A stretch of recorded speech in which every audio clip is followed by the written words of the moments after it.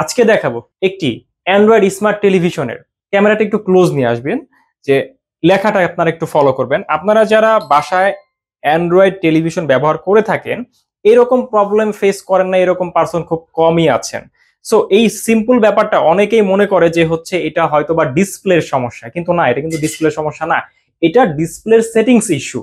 দেখুন, আমি menu 1147 press করার সাথে সাথে কিন্তু হচ্ছে এখানে একটা ফ্যাক্টরি মেনু চলে আসছে। এখান থেকে যাব জাস্ট উপর থেকে 7 নাম্বার অপশন, প্যানেল সেটিং।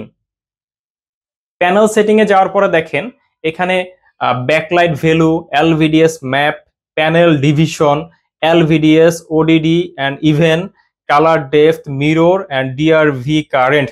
অর্থাৎ আমার যে কাজটা, এই প্রবলেমের জন্য যেটাতে যে অপশনটাতে যাওয়া দরকার সেটা হচ্ছে উপর থেকে 4 নম্বর অপশনটা, এলভিডিএস ওডিডি ইভেন। এটাকে জাস্ট আমি রিমোটের দেখেন অ্যারো চিহ্নটা আছে, আমি বাম দিকে ক্লিক করলে কিন্তু এটা চেঞ্জ হয়ে যাবে।